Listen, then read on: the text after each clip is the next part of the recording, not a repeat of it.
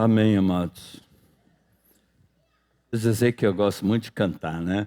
Então vamos cantar mais um, introduzindo essa palavra. Abram as suas Bíblias no Salmo. Faz tempo que não cantamos. Todo o Salmo 19 fala da excelência da criação e da palavra de Deus. É o Salmo da palavra. A gente cantava muito antigamente, esses cânticos a gente não pode perder, né? Tem um conteúdo maravilhoso. A gente canta o Salmo 19 a partir do versículo 7. A lei do Senhor é perfeita e restaura a alma. O testemunho do Senhor é fiel e dá sabedoria aos simples. Pula pro 10. São mais desejáveis do que o ouro depurado, e são mais doces do que o mel e o destilar dos favos. Amém. Puderam ver o mel escorrendo dos favos, não é gostoso? Glória a Deus. Versículo 8. Os preceitos do Senhor são retos e alegram o coração. O mandamento do Senhor é puro, ilumina os olhos. São mais desejáveis do que o ouro depurado,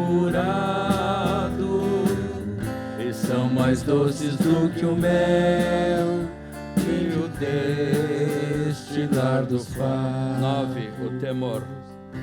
O temor do Senhor é límpido e permanece para sempre. Os juízos do Senhor são verdadeiros e todos igualmente justos. São mais desejáveis do que o ouro depurado, são mais doces do que o mel e o destilar dos favos. 11. Além disso, por eles se admoesta o teu servo em os guardar. A grande recompensa são mais desejáveis do que o ouro depurado, são mais doces do que o mel e o destilar dos favos. Agora a gente pula para o 14.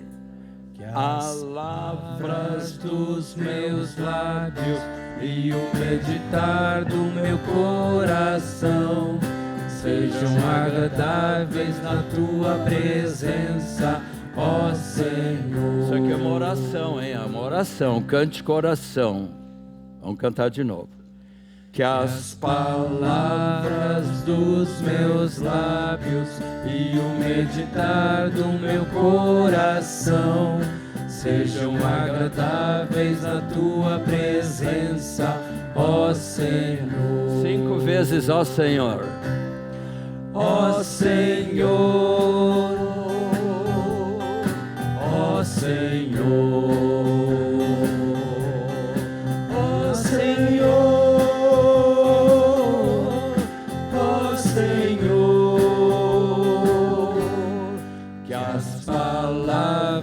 Dos meus lábios e o meditar do meu coração sejam agradáveis na tua presença, ó Senhor.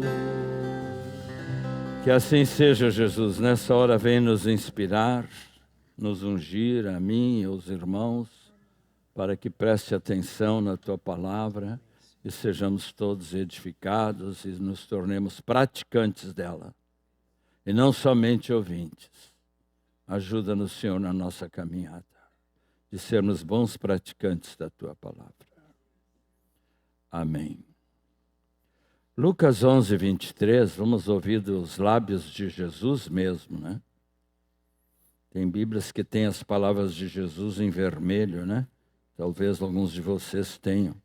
Todas as palavras de Jesus em letras vermelhas.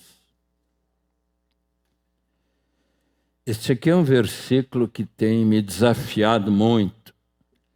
Desde o começo desse ano eu tenho pensado nisso e acabei escrevendo alguma coisa, né, para transmitir para a igreja. É um texto que até certo ponto me incomoda, me desafia, me adverte, né? Para eu me examinar se eu estou obedecendo sempre este maravilhoso texto de Lucas 11, 23. Está aí, vamos ler junto? Quem não é por mim é contra mim, e quem comigo não ajunta, espalha. Que tal, irmãos? Que tal? Estou até aqui, ó, mexendo a minha barba. Que tal?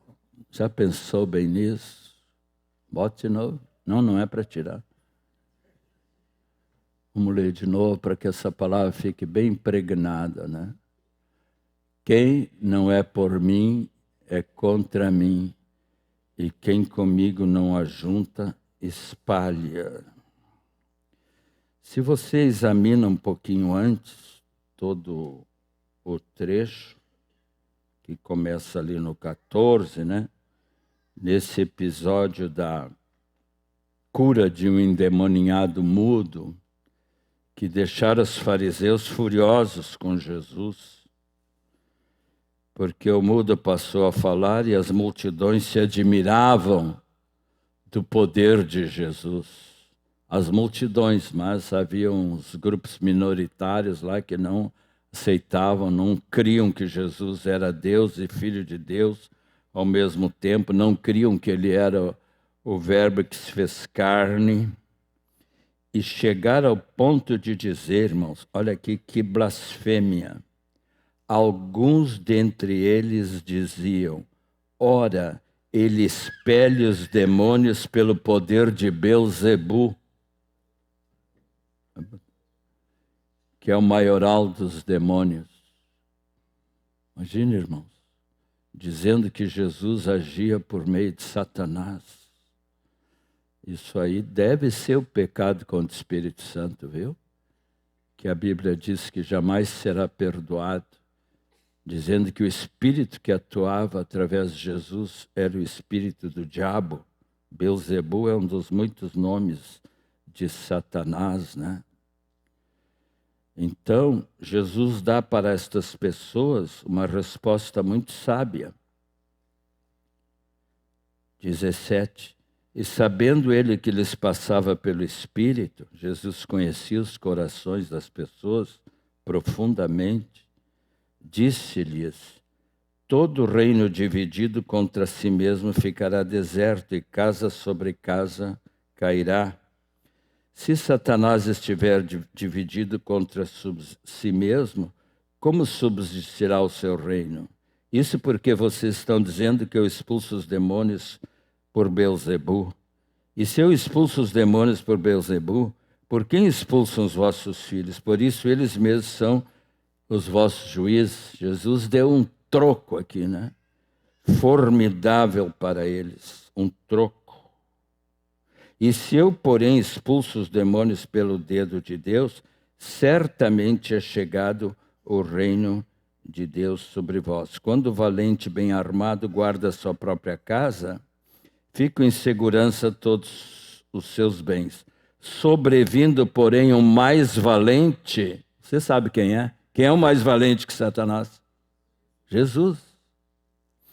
O mais valente, que é Cristo, que estava agindo nessa ocasião, tira a armadura do diabo, que confiava nessas coisas, e lhe divide os despojos. Então, Jesus faz uma bagunça lá com as estruturas de Satanás, né? E aí que vem essa advertência, que é o texto que eu quero falar com vocês essa manhã, né?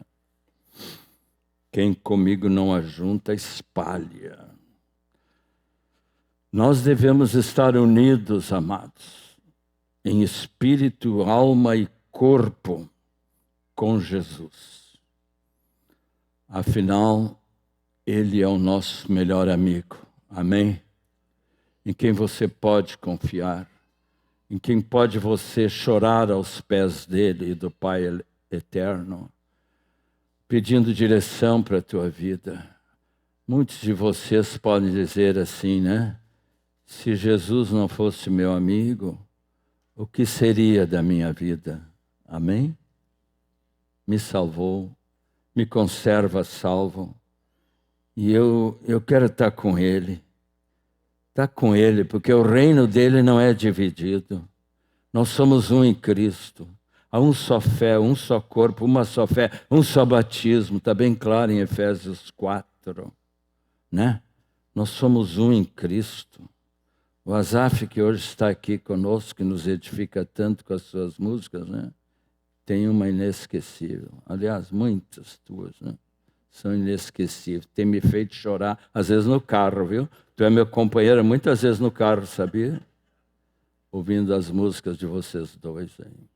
Lado a lado, trabalhando, sua igreja edificando e rompendo as barreiras pelo amor. E na força do Espírito Santo, nós proclamamos aqui que pagaremos o preço de sermos um só coração no Senhor. E por mais que as trevas militem e nos tentam separar, com nossos olhos em Cristo, unidos iremos andar, unidos iremos andar. É o alto preço, né, Eusaf? Essa música se chama Alto Preço. Foi pago um alto preço. Irmãos, quando nós estamos unidos em Cristo, como igreja, como servos dele que estão servindo, nós somos representantes dele aqui na terra. Como canta o Daniel Souza, né? Somos seu corpo, né? Somos suas mãos, somos seus pés, somos seu olhar compassivo, olhando para os perdidos, né? Então, como a igreja é inseparável de Cristo, assim como a minha cabeça é inseparável do meu corpo, corta a cabeça, tudo morre, né? Então, unidos em Cristo, no corpo de Cristo, nós somos as mãos dele para o mundo. Nós somos o olhar compassivo dele para os perdidos.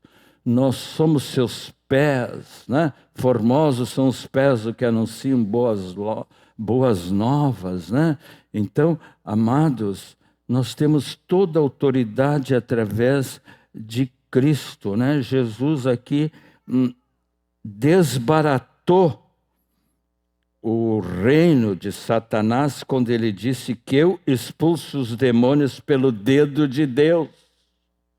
Já sabia então também, irmão? Fica sabendo se tu não sabe hoje disso, né? O dedo de Deus é o teu dedo também. Amém? Tu pode dizer para o inimigo, né? Sai em nome de Jesus. Nós temos o poder de mover a mão daquele que move o universo, disse um escritor. Nós temos o poder de mover com a mão daquele que move o universo. Nós somos o dedo de Deus. Por que não dizer para o irmão que está ao teu lado agora, tu é o dedo de Deus, sabia? Diz, não te envergonha. Tu é o dedo de Deus. Tu és o dedo de Deus. E nessa atitude, né, nós podemos também romper as barreiras que o inimigo coloca entre nós, que muitas vezes tentam nos dividir, mantendo a unidade da igreja, a que preço for, custe o que custar, Podemos repreender a enfermidade, que os enfermos vão ser curados, como Ele curou tantos.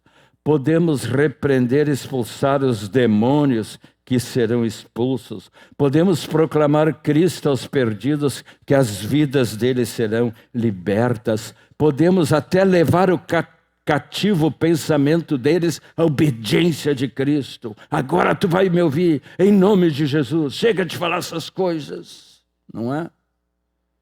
E aí, levando cativo, preso o pensamento daquela pessoa, a obediência de Cristo, né? Usando essa autoridade, o reino de Deus vai se instalando. Amém, amados? Estão usando esse poder? Espero que sim. Deus nos livre de todo espírito de covardia, de medo, de timidez. A igreja ainda anda muito tímida. E nós temos que nos conscientizar de tudo que nós temos em Cristo e exercer a autoridade do nome dEle, porque se nós não fizermos isso, nós não estamos ajuntando com Cristo. E quem comigo não ajunta, o que diz ali? Espalha, Deus me livre. Ser um espalhador e não um ajuntador. Me lembra agora aquela figura, né? Os irmãos devem ter visto em vídeos e na televisão, aqueles homens quando estão assim, tentando, por exemplo, separar o joio depois de tirar do trigo, né? Eles usam aqueles bandejões grandes, né? E ficam fazendo assim, e fazem, levantam para cima aquelas sementes, né? Para que as palhas, que não devem estar juntas ali com o joio e tudo mais, fiquem dispersas, saem para fora, né? E fique ali só o trigo limpo. Podemos pensar também nesses mineradores, nesses homens que vão aí nessas jazidas, nas montanhas, né? Procurando ouro puro. E vão e chegam lá naquele lodo e começam a botar aquelas bandejas assim e peneirar, tirando tudo que é impureza, até que eles descobrem umas pepitas de ouro, né? Então a finalidade deles é ter o ouro puro, ou trigo limpo, como você quiser, ou com arroz, ou com outros cereais, não é? Então a palha, essa aí toda vai saindo, né? Como as pedras sujas vão saindo e só fica aquilo que é puro e vai depois ser comercializado. Então, irmãos queridos, é muito importante. Eu me lembro dos ímpios, né? E isso pode até nos incluir se a gente não for obedientes. No Salmo número 1, primeiro salmo da Bíblia, né? Bem-aventurado o homem que não se assenta no conselho dos ímpios, nem na roda dos escarnecedores. Ali a primeira parte é muito bonita, porque fala de nós, que somos como árvores plantadas junto à corrente das águas, e tudo quanto ele fizer será bem sucedido. Mas o versículo 4 diz uma coisa que pode nos atingir também, ao ponto de nós agirmos como os ímpios. Os ímpios são os incrédulos, que não creem em Deus. Os ímpios não são assim, são como a palha que o vento dispersa. Deus nos livre, né? Que esse vento aí, né, nos disperse por aí, nos tirem do caminho, nos tirem do propósito, nos tirem do caminho do discipulado, né? Nos tirem do propósito de Deus tão maravilhoso por esse vento que acaba espalhando tudo. Então, cada um de vocês tem que se cuidar com esse vento aí, né? Só pode ser uma das coisas do diabo, né? Esse vento frio, esse vento gelado, né? Que faz essa obra aí de dispersar quando Deus quer nos manter, né? Como aquele cavalo, né? Que bota o cabresto para olhar só numa direção, para se não distrair com as coisas laterais, né? E vai indo ali, né? Vai indo para frente na direção que ele é conduzido. Mas, lamentavelmente, irmãos, temos que dizer, né, que até mesmo na igreja, esse vento tem entrado de muitas maneiras pelas nossas janelas e portas abertas, né? Não devem entrar nem por uma frestinha as coisas do inimigo. Diz lá em Ezequiel que Deus buscava um homem que tapasse a brecha, né?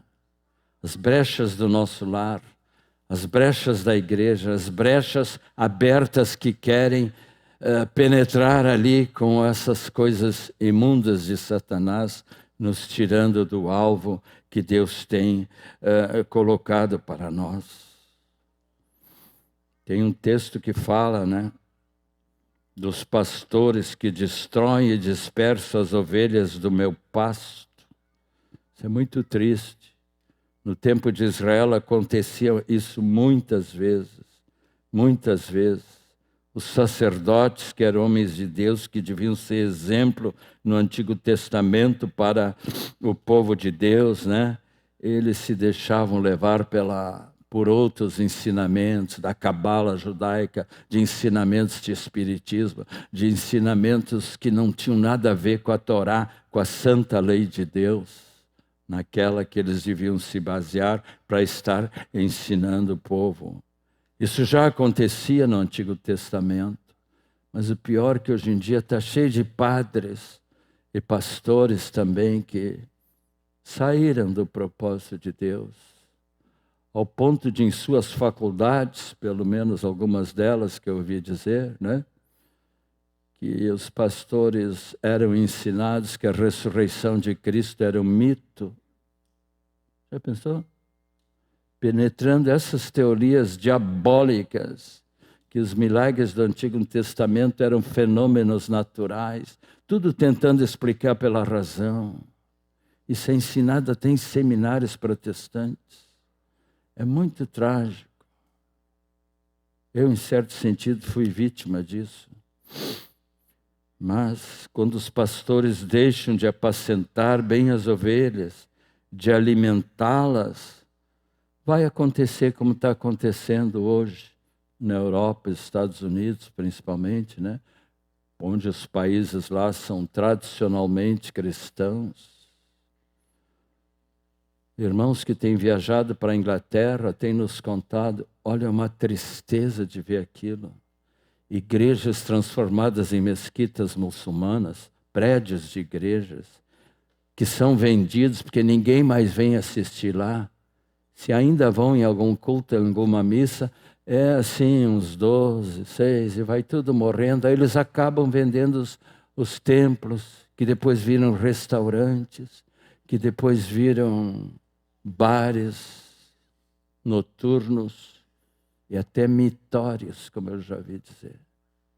Então a situação é assim, muito trágica em alguns países do mundo, e a culpa só pode ser desses homens que deixaram de ensinar o Evangelho eterno. Essas coisas também, em parte, estão acontecendo aqui no Brasil. Mas nós temos que orar para que os pastores todos preguem com muita autoridade a palavra de Deus, para que o povo de Deus não se disperse, para que o povo de Deus fique cada vez mais unido. É uma luta, irmãos. Os pastores conseguir manter essa unidade da igreja, não me refiro somente aqui entre nós, na nossa congregação, mas com outras congregações que estão andando no mesmo caminho conosco. É um desafio essa unidade. E Jesus disse que o mundo seria conhecido por nossa unidade, até que todos sejam um. João 17, a linda, talvez a mais linda oração de Cristo, fala isso de uma maneira muito, muito importante, né? Amém, amados? Mas nós que cremos que nós estamos fazendo parte de uma igreja avivada, que quer ser discipulada por Cristo, que quer manifestar todos os dons do Espírito Santo, para que esse mundo em trevas conheça a única solução que existe para a sua salvação, que eles só vão encontrar na igreja de Cristo. Nós somos a solução para o mundo. A igreja tem as chaves na mão para abrir o reino de Deus para aqueles que estão lá fora. Isso é tão maravilhoso e nós temos que nos estimular para nos tornarmos cada vez melhores cooperadores com Deus, né? Deus quer que a gente coopere com Ele naquilo que Ele já está operando. Nós somos cooperadores. Deus opera, eu coopero. Pode dizer isso comigo? Deus opera, eu coopero. Mas diga de todo o coração, porque a palavra diz, né, que nós somos cooperadores. Fique orando por seus vizinhos. Eu, quando desço as escadarias ali do meu novo prédio, na Tristeza, eu oro por cada porta ali, como eu já fazia no nosso edifício, João Nelson. Orava por você sempre quando estava descendo, Rogério. Né? Abençoa o Rogério, abençoa Alzira, abençoe Ion, Moisés, Heraldo, todos, né? E hoje eu já descobri os nomes de todos os moradores do meu edifício. E anotei e estou orando por cada um quando eu estou descendo. E Deus já me deu 3 contatos. Estou para batizar um casal, que eu já trouxe aqui. Tem que casar primeiro e depois serem batizados. Estou indo todas as semanas lá em casa. Jesus foi muito claro no outro texto, muito forte, que eu gosto muito. Lucas 9:62. Coloca ali, Vinícius. Estou usando a versão RA, Revista e Autorizada. Ninguém que, tendo posto a mão no arado e olha para trás, não é apto para o reino de Deus. Volta e meia a gente ouve de um irmãozinho querido, né? Que largou o arado. Estava aí arando conosco, estava aí semeando sementes do Evangelho. De repente, inesperadamente, dá uma coisa na cabeça dele, se desvia, não quer mais saber.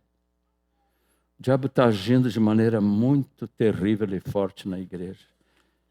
Ele não quer perder terreno. Ele quer engolir o mundo inteiro. Felizes somos nós que já fomos tirados, né? Da goela dele. Nos arrancou dali. Então nós temos agora que cooperar com Deus. E no outro texto ele diz ali adiante, em Mateus 11:12, muito forte. Olha só. Desde os dias de João Batista até hoje, o reino de Deus é tomado por esforço. E os que se esforçam se apoderam dele. Gente, é preciso ter esforço. É preciso ter dedicação. É preciso ter pertinácia, é preciso ter perseverança, porque só nessa perseverança é que nós vamos chegar lá. Aquele que for fiel até o fim será salvo, receberá a coroa da vida. Então nós não podemos ser desses que por qualquer motivo tiram a mão do arado, a Deus não quero mais saber, e vão seguir o mundo em vez de seguir a Cristo. Até nos evangelhos tem... Nas epístolas de João tem exemplo de um tal de Diótrefes, né? Que amou mais o mundo e nos deixou. Já acontecia isso no cristianismo primitivo. A antiga versão corrigida da famosa Bíblia King James, né? Que hoje tem aí para vender, é uma tradução literal do inglês. Ela traz essa expressão, os que se esforçam se apoderam do reino dessa maneira. Desde os dias de João Batista até hoje, se faz violência no reino dos céus, e os violentos se apoderam dele. Ficou mais forte, né? É uma violência santa. Eu vou derrotar em nome de Jesus. O diabo não vai levar minha filha. Eu vou interceder, eu vou jejuar, eu vou clamar. E continuando assim, um dia você vai ter a vitória. E essa pessoa voltará para os braços do Pai. Nós temos que ter uma santa violência. Somos muito passivos ainda, muito acomodados. Nos falta mais intercessão, mais busca de Deus, né? Praticando a presença de Deus todos os dias, para sermos edificados e nos tornarmos assim esse povo violento, num bom sentido. Né? Não é violência física, né? Os cristãos têm que ser bons lutadores, têm que ser verdadeiros soldados de Deus na luta contra as trevas. Os cristãos têm que ter a mesma garra do nosso leão de Judá, amém? Mesma garra que ele tinha, que pelo dedo de Deus expulsava e fazia calar todo o argumento do inimigo. Então, amados, às vezes eu fico pensando nos leões lá na selva, né? Vocês já devem ter visto vídeos, né? Quando os leões vão pegar uma presa, um veadinho, ou um rebanho de búfalos, né? Vem leões desse lado, vem leões e leões do outro lado, caminhando, caminhando, correndo, correndo, até que percebe o melhor momento de atacar, quem sabe um daqueles bichos que se despertou, e se lançam sobre ele. E se apodera e começa a morder, né? Com muita astúcia consegue abocanhá-los, né? Para ter uma boa refeição, né? Então até os leões, né? Lembrando acima de tudo o nosso leão de Judá, Jesus, né? Que é forte e poderoso, podemos seguir o exemplo dele. Muitos aqui devem ter ouvido falar do Exército de Salvação. Quem conhece o Exército de Salvação? Uma denominação evangélica que tem aqui no Rio Grande do Sul. Eles se enxergam mais como um braço da igreja para o evangelismo e para a ação social. Antigamente se viam os obreiros do Exército de Salvação nas ruas de Porto Alegre, na época do Natal, às vezes com umas bandejas assim, né, para botar alguma oferta. Até na minha zona lá eu vi um outdoor lá há poucos dias, né, pedindo ofertas e contribuição de roupas para o Exército de Salvação. O homem que fundou o Exército de Salvação era chamado General William Booth, B-O-O-T-H, com a sua valente esposa Catarina.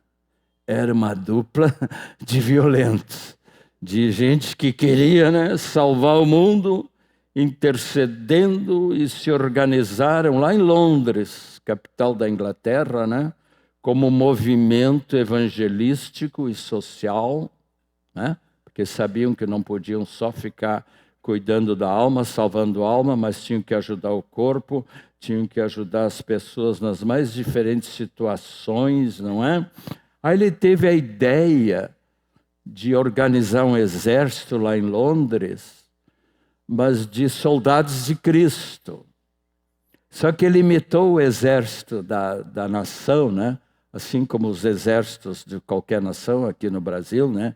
Tem os seus tenentes, tem seus capitães, tem seu major, tem seus soldados rasos, tem seus cabos, sargento, tenente, etc. e tal, né?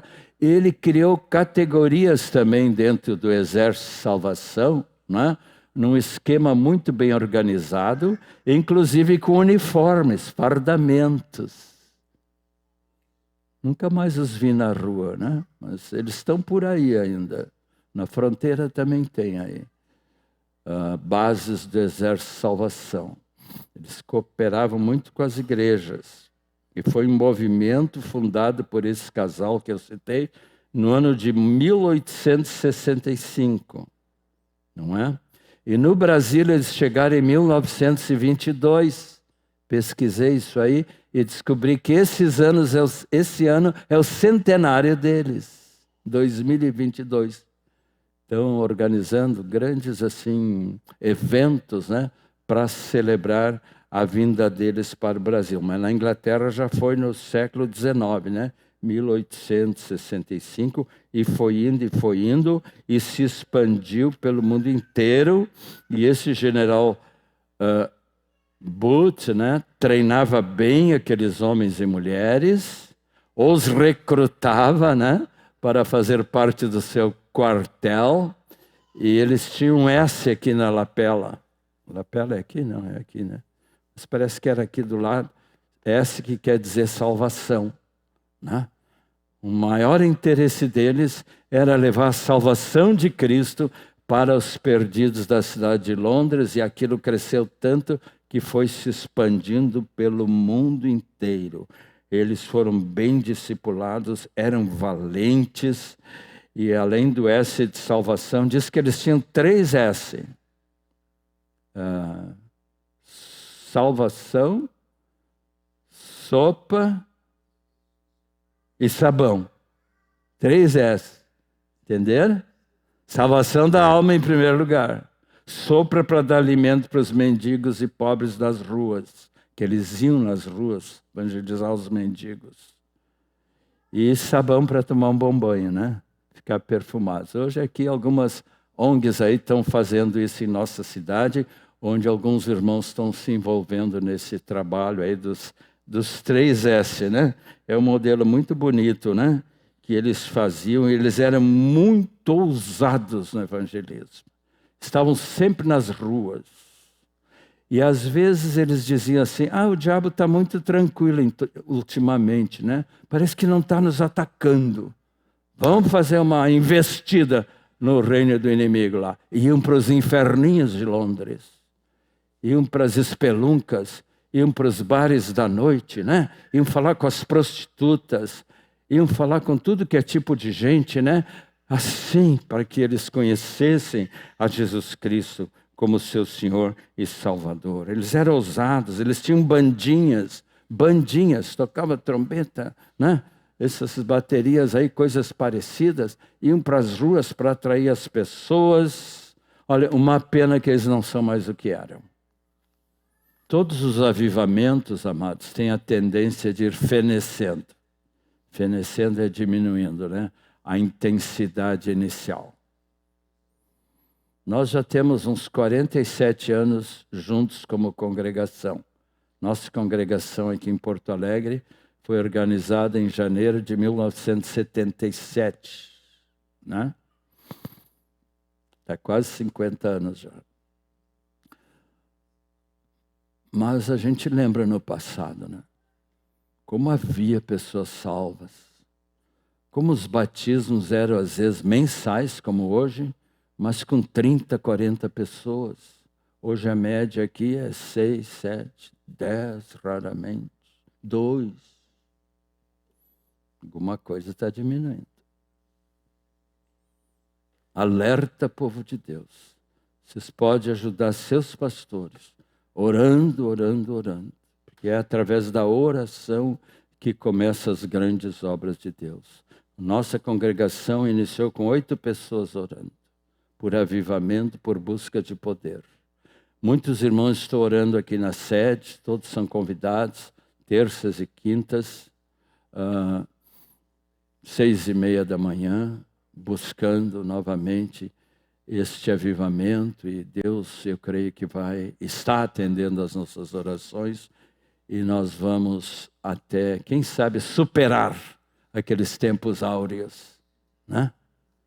Superar aqueles tempos áureos, porque tem uma promessa de Deus que vai se cumprir ainda, que a glória dessa última casa, vocês conhecem? Vai ser maior do que a primeira. Aplica-se a nós também. À medida que se aproxima a vinda de Cristo, eu creio que essa glória vai aumentando, até milhares, milhões serem salvos neste Brasil e pelo mundo. Esse tipo de avivamento ainda está acontecendo em muitos países, principalmente da África, da Ásia, lugares mais distantes, mas na Europa está decadente.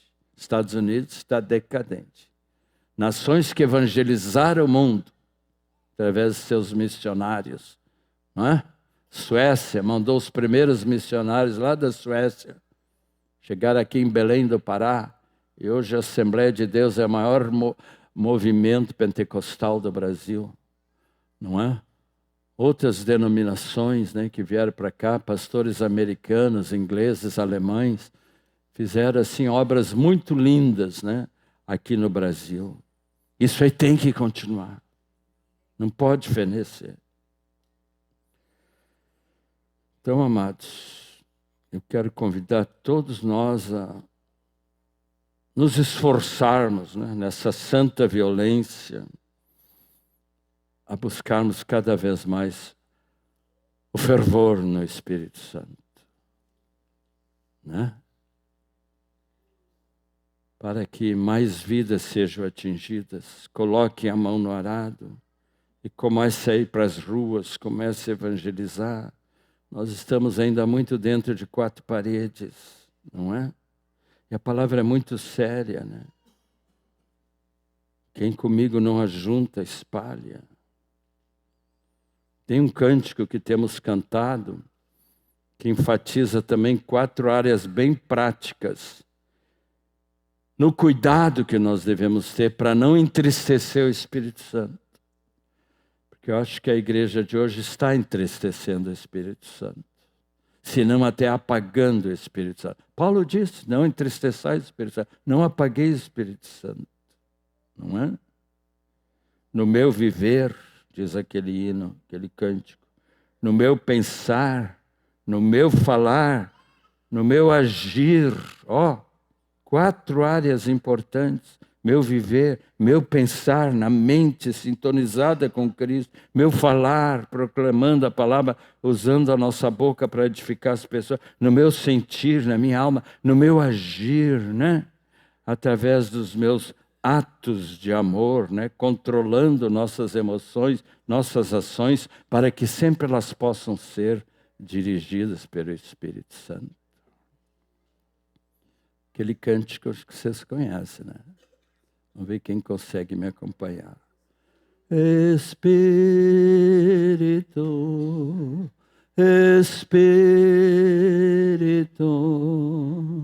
Espírito, Espírito Santo de Deus, Espírito, Espírito, Espírito Santo de Deus, controlar, vem controlar todo o meu ser. Olha os verbos. Vem dirigir o meu viver, o meu pensar, o meu falar, o meu sentir e o meu agir. Espírito, Espírito, Espírito Santo de Deus. Amém, amados. Eu fui muito edificado com esse livrinho aqui, do nosso colega John Gottfriedson, que hoje não está aqui, que eu recomendo assim, alto e bom som. Comprem. Afinal é aqui, da prata da casa. A gente nota às vezes que os livros aqui, nossos, são mais vendidos lá fora do que aqui. Sabia? Eu fico assim meio, mas como? Será que o profeta em sua casa própria não está sendo bem recebido? Chega a pensar nisso, né? O WhatsApp está dizendo uma coisa ali, acho que tem verdade nisso, né? Não? Vende mais aqui? Vende bem aqui, que bom. Tu é muito conhecido. Mas eu percebo que não. Eu vou lá olhar os livros, pergunto para o Vitor, está saindo pouco. Valorizem a prata da casa, irmãos. Valorizem. Esse livro aqui é fantástico. Essa foto aqui é do filho dele, sabiam? John Michael e a Thaís, que estão agora lá na Suécia. Eu tenho que ler uma parte dele aqui, que ele toca nessa questão de tendo posto a mão no arado, né? E eu peço a atenção de vocês, porque ele acertou na mosca, como se diz. Tudo vem de Deus. Nada podemos fazer. Dependemos totalmente dele. Por isso, toda apatia, passividade, engessamento, olha que palavra, igreja engessada, Espírito de espectador, fica só sentado ouvindo bonitinho e não praticando, só espectador, só olhando. Esses espíritos precisam ser rejeitados, pois Deus chama cada um de nós para uma obediência completa e irrestrita a Ele. Aí ele comenta lá em Lucas, onde está esse texto, né? Uma coisa muito importante, ele comenta ali, Lucas 9, 57, 62, eu não vou ler tudo, só uma parte. Quando uma pessoa que Jesus estava chamando, essa pessoa disse para Jesus, Senhor, deixa-me ir primeiro expulsar o meu pai. Ó. O que eu disse? O que eu disse? Obrigado. Estão falhando as coisas. 80 anos, né, irmão? Os neurônios. Sepultar. Senhor, deixa-me ir primeiro sepultar o meu pai. O pai nem tinha falecido, o John explica aqui. Na verdade, ele estava dizendo que gostaria de seguir o Senhor, mas somente depois que o pai falecesse. Estava prevendo que ia morrer, né? Então, não era o momento ainda de seguir a Cristo. Ora, desculpa esfarrapada, né? Como se diz. Desculpa esfarrapada. Se colocarmos outra coisa antes de Jesus, ele já não é o primeiro.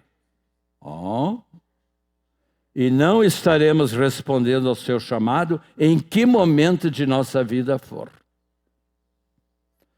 Eu tenho percebido que Deus chama os que já estão ocupados na obra dele, não os desocupados. Ele está vendo que aquela pessoa ali, né, está desejosa e o chama. Aí o outro disse, Senhor, quero te seguir, mas permita que antes eu me despeça das pessoas da minha casa. Eu quero primeiro casar, ter filhos, ter netos, terminar a faculdade, olha as desculpas, construir minha casa, comprar meu carro, estudar bastante, ter uns 15 anos de discipulado, então eu estarei pronto para te seguir. Que coisa, né? Tem que dar um beijo no John pelo que ele escreveu aqui. Quantos impedimentos temos colocado hoje para servir o Senhor? Quantos deixa-me primeiro fazer outra coisa, né? Damos em resposta ao chamado do Senhor. Quero dizer profeticamente, e o John é um profeta entre nós, hein? Ouça os nossos profetas. Quero dizer profeticamente, não é? Que nós devemos abandonar esse tipo de resposta. Não podemos colocar qualquer empecilho para não seguirmos a Jesus da maneira como Ele quer. O Senhor nos chama para que Ele seja o primeiro em nossas vidas. Primeiro, letras garrafais aqui no livro. No trabalho, ao trabalho, as demais coisas, a família, sustento, estudos, etc., não devem ser obstáculos a esse chamado. Está vendo, jovens? Alguns aí vão ser chamados, né? De tempo integral, quem sabe, para um serviço para Ele, né? Como Deus chamou os seus discípulos. Não podemos ser simplesmente voluntários. Não é uma questão de voluntariado, que no mundo falam tanto, né? Não é isso. Não é uma questão de voluntariado. Pois no reino de Deus precisamos ser convocados. Amém? Eleitos, chamados, escolhidos, comissionados pelo Senhor para Ele e para o seu serviço. Que publicidade do livro, hein? Vocês gostaram, né? Quem não comprou tem que comprar e ficar lendo para ser edificado, como eu também fui.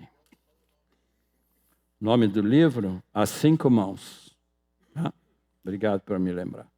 As 5 mãos. Ele fala da mão de Deus, a mão da família, a mão do presbitério, não é? Fala 5 mãos aqui, muito bem ilustrado, assim, tudo que ele escreveu aqui.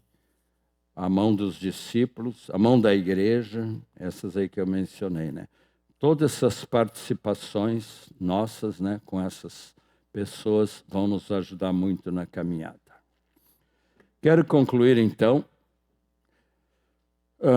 deixando para nós meditarmos, né, em 3 importantes aspectos, né, tendo um foco, né? Qual é o meu alvo? Você sabe claramente qual é o teu alvo na vida? Você tem uma noção clara disso? Paulo falou, prossigo para o alvo, para a soberana vocação de Deus em Cristo Jesus. Se tu está consciente disso, segundo ponto, prepare-te para a caminhada com Cristo, te apoderando de todos os recursos necessários, um bom embasamento na palavra, uma vida de comunhão íntima com o Senhor, disposto a sofrer tudo por amor a Cristo, né? Como Paulo, que diz que chegou a ser considerado lixo do mundo, mas o que ele queria mais fazer era continuar evangelizando, e ele, eu acho que foi o maior missionário da história, né? Ele penetrou no mundo da Europa, né? Vindo lá pela Ásia, ele era turco, e aí entrou lá para a Ásia, e depois toda a Europa ia sendo evangelizada, graças a este bandeirante do Evangelho, que penetrou com muita audácia na Europa e foi evangelizando. E o terceiro ponto, além de se preparar bem, é estar disposto a completar a carreira, combater o bom combate, guardar a fé. E lembrando uma coisa que o nosso querido Ion também já pregou aqui entre nós, é o fim que conta, né? É o fim que conta. Aquilo que você for fazendo até o fim, servindo o Senhor, né? É o desejo do meu coração, né?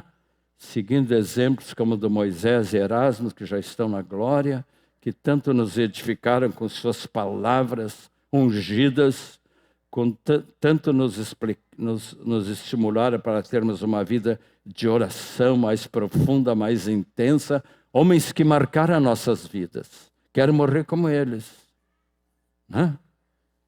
Indo até o fim para também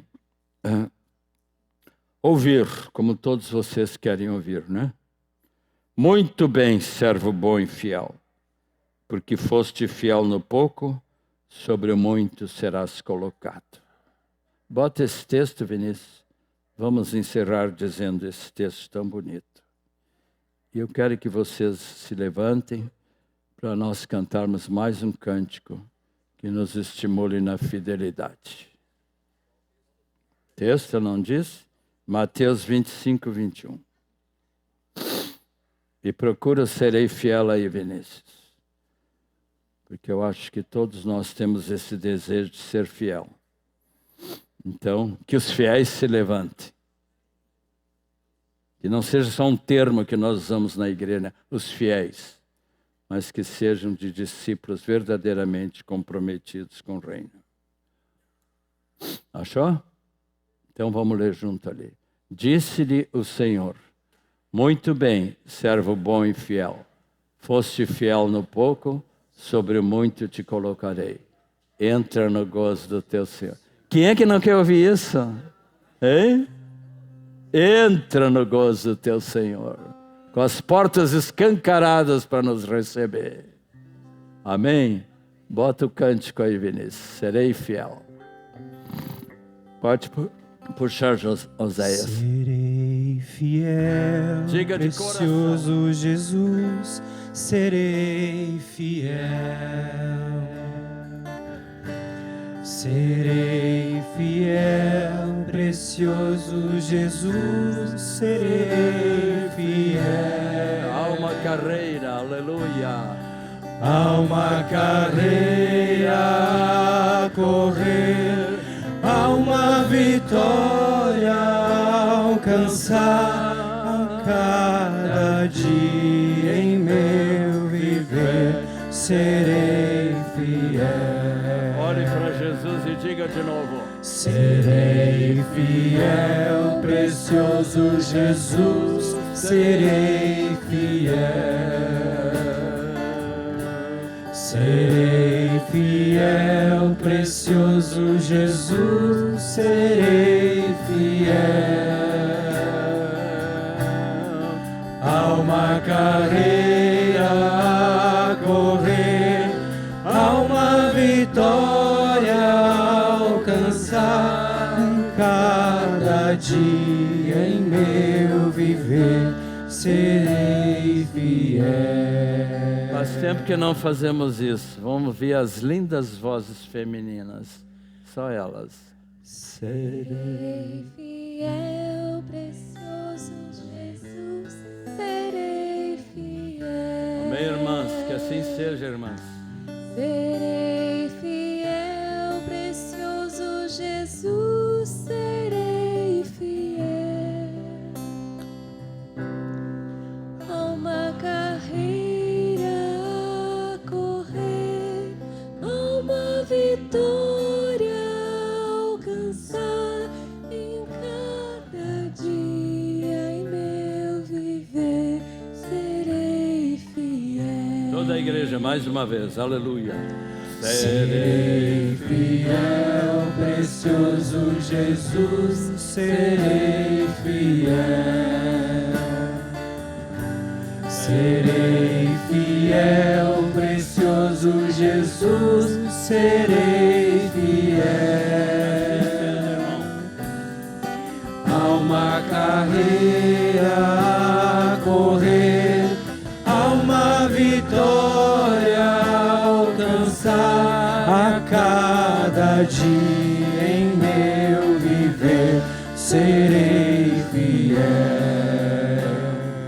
Vamos encerrar cada um dizendo para o outro: ser fiel até a morte, e eu te darei a coroa da vida. Diga para o teu irmão: ser fiel até a morte, e eu te darei a coroa da vida.